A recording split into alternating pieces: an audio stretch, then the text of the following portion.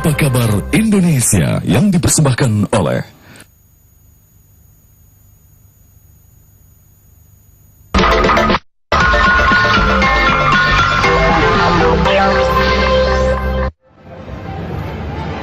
Kembali di Apa Kabar Indonesia bersama Arif Fadil saat ini. Pemirsa, saya juga sudah bersama dengan dua orang narasumber saya. Ini pertama ada Pak Budi Yuwono, Dirjen Cipta Karya dari Kantor Kementerian Pekerjaan Umum begitu. Dan di sebelah Pak Adi juga ada Pak Adi Tama, Dirjen Pengendalian Penyakit dan Penyihatan Lingkungan atau yang kita sering sebut dengan Dirjen PPPL begitu Pak Adi ya. Selamat datang Bapak-bapak di sini.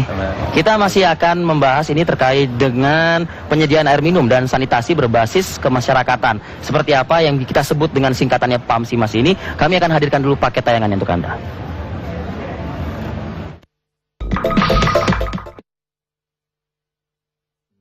Masyarakat membutuhkan air untuk hidup sehari-hari, mulai dari mencuci, memasak, mandi, dan masih banyak lagi. Air memang adalah kebutuhan paling mutlak, terutama kebutuhan untuk minum. Air minum adalah yang utama, dan masyarakat memilih air minum yang bersih dan aman untuk dikonsumsi. Namun sepertinya masyarakat berpenghasilan rendah masih sulit mendapat air minum bersih dan aman. Masih banyak sekali daerah di Indonesia yang kekurangan air minum bersih. Hal ini terlihat dari masih banyaknya lingkungan yang kotor dan tidak sehat. Lingkungan yang kotor merupakan media yang amat baik bagi pertumbuhan kuman dan penyakit. Untuk itulah pemerintah menerapkan program penyediaan air minum bersih. Hal ini bertujuan agar masyarakat sadar bahwa lingkungan yang bersih akan berdampak baik bagi kesehatan. Karena air yang dihasilkan dari lingkungan yang bersih adalah air yang bersih pula. Dari program ini masyarakat diajak untuk lebih peduli terhadap kesehatan.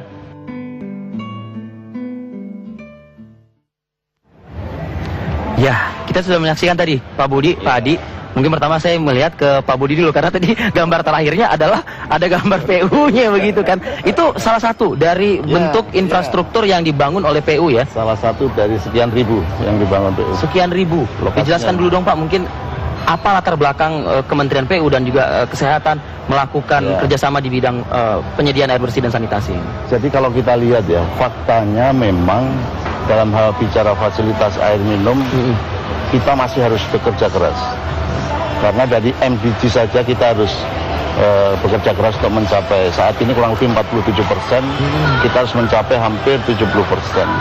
Itu selama 5 tahun ke depan. Nah, pemerintah kebijakannya adalah yang untuk perkotaan memang diserahkan kepada kemampuan PDAM untuk meningkatkan pelayanannya. Pemerintah akan konsentrasi kepada masyarakat berpenghasilan rendah, baik itu yang ada di pedesaan maupun yang ada di pinggir-pinggir perkotaan. Makanya dikenalkan sejak 3 tahun lalu program yang namanya PAMSIMAS ini, program air minum berbasis sudah berjalan 3 tahun Pak ya? 3 tahun. Targetnya kurang lebih 5.000 desa yang sulit air ya. Saat ini sudah berjalan 3 tahun, kurang lebih sudah 3.750 terrealisir di lapangan. 3.750 titik pembangunan sistem yang sudah dibangun di pedesaan dan pinggiran kota. Kalau misalnya aku ke Pak Adi sekarang nih Pak Adi, pembangunan tadi dikatakan ada 3.000-an, ada ribuan lah begitu ya ibaratnya. Ini based on memang dari data yang masuk ke kantor Kementerian Kesehatan, mereka banyak yang mengeluhkan penyakit terkait juga buruknya air bersih atau seperti itu kah? Yang pertama saya mau tegaskan dulu kalau dari kacamata kesehatan, itu peranan lingkungan itu besar sekali. Jadi ada teori namanya teori Bloom gitulah ya, yang menyebutkan bahwa dibandingkan dengan pelayanan kesehatan, dibandingkan mengobati ke rumah sakit, dibandingkan dengan genetik, maka peran lingkungan itu besar sekali. Jadi kalau kita memperbaiki lingkungan, itu kita mencegah sebelum orang sakit. Betul. Jadi itulah yang makanya penanganan lingkungan ini jadi prioritas penting dalam pelayanan kesehatan. Jadi bukan hanya pengobatan orang yang sudah sakit. Jadi itu hal yang penting sekali. Nah tentu saja daerah-daerah di kita ini masih cukup banyak yang perlu penanganan lingkungan. Nah itulah yang akhirnya kita pilih 5.000 desa yang akan dilakukan PAMSIMAS dan sebagian sudah dilakukan itu. Jadi memang lingkungan ini jadi hal penting untuk mengintervensi kesehatan supaya orang jangan sakit. Itu prinsip utamanya. Berarti artinya kita feedback dulu dari masyarakat begitu ya, mungkin ya mereka ada mengeluhkan apa begitu segala macam. Feedbacknya bisa dua, bisa dari kita data kita. Tapi kalau untuk proyek PAMSIMAS ini yang istimewa adalah feedback dari masyarakat adalah mereka ingin memiliki sumber air minum itu dan mau meliharanya. Jadi ini adalah program di mana peran serta masyarakat besar sekali karena mereka memang mau sumber air di situ dan mereka sudah berjanji kalau nanti sumbernya sudah ada, mereka akan memeliharanya dan kalau bisa mereplikasinya. Itu yang peran masyarakat yang membedakan proyek ini dengan proyek yang lain yang cuma ditaruh aja gitu. Ya, itu dia. Biasanya, nah ke Pak Budi nih. Tadi saya sempat ngobrol juga sama Pak Budi begitu ya. Biasanya kan kalau saya tidak mengatakan publik lah seperti itu, tapi ya kita nggak usah tutup mata, beberapa infrastruktur yang dibangun oleh pemerintah kebanyakan tuh hanya sesaat, karena masyarakatnya pun juga lah nanti yang ujung-ujungnya mungkin tidak merawat, tidak memanfaatkan semaksimal mungkin. Pak Budi melihat program Pansimas ini dibangun di tempat-tempat daerah yang sangat membutuhkan air bersih, sanitasi yang baik, berlangsung dengan baik Pak, atau? Ya, kita memang belajar dari masa-masa lalu, program yang sangat sentralistik begitu ya. Nah, sekarang memang kita sebut yang berbasis masyarakat memang harus muncul dari keinginan masyarakat itu sendiri.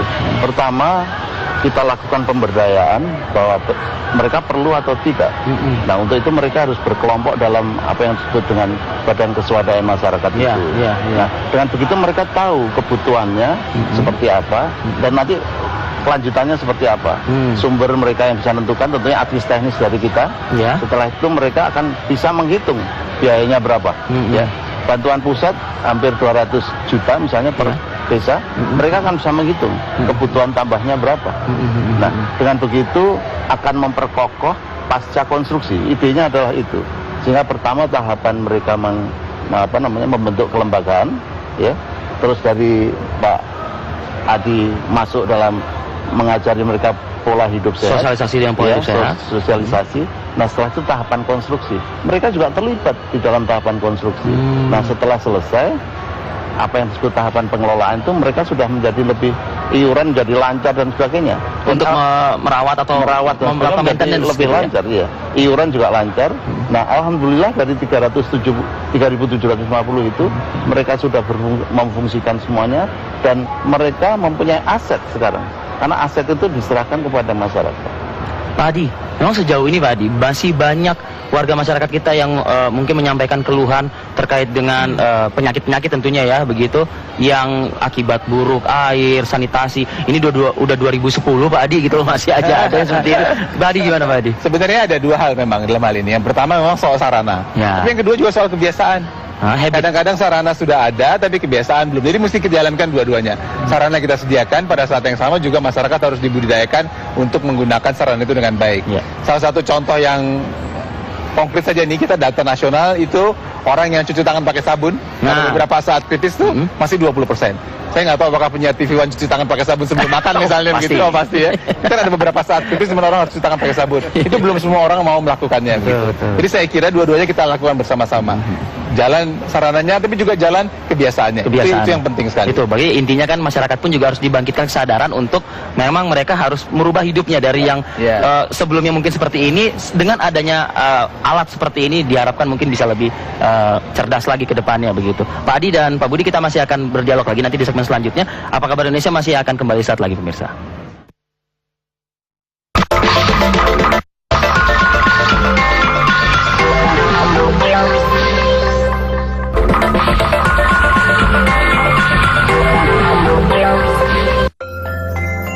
Air minum yang mengalir di rumah Anda berasal dari sumber air. Apabila sumber air tercemar, maka dibutuhkan biaya untuk mengolahnya menjadi air minum. Apabila sangat tercemar, maka biayanya semakin meningkat.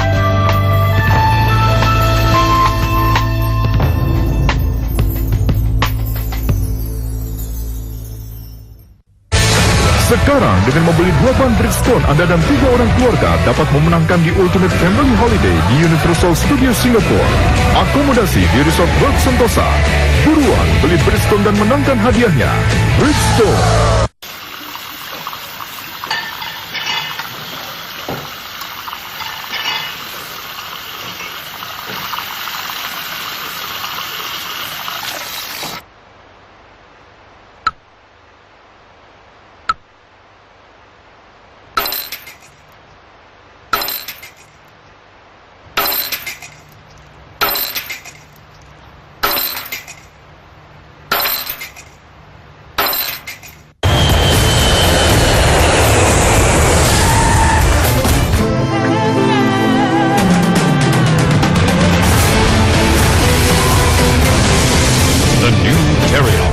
Play your wild side. Air minum yang mengalir di rumah Anda berasal dari sumber air. Apabila sumber air tercemar, maka dibutuhkan biaya untuk mengolahnya menjadi air minum. Apabila sangat tercemar, maka biayanya semakin meningkat.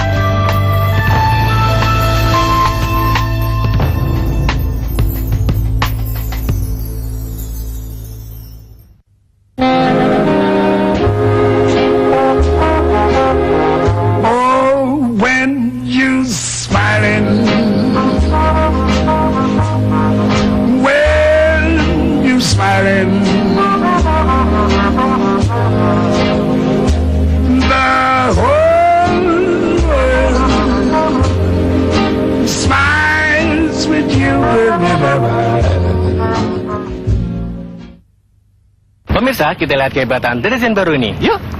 Permisi Bu, saya mau kasih lihat hebatnya deterjen ini. Kemeja kusam, dijamin putih. Tapi Mas Sangit, Tenang, kalau sampai nggak putih, saya jilat semua cucian Ibu sampai bersih. Kucek sedikit, putih. Waduh,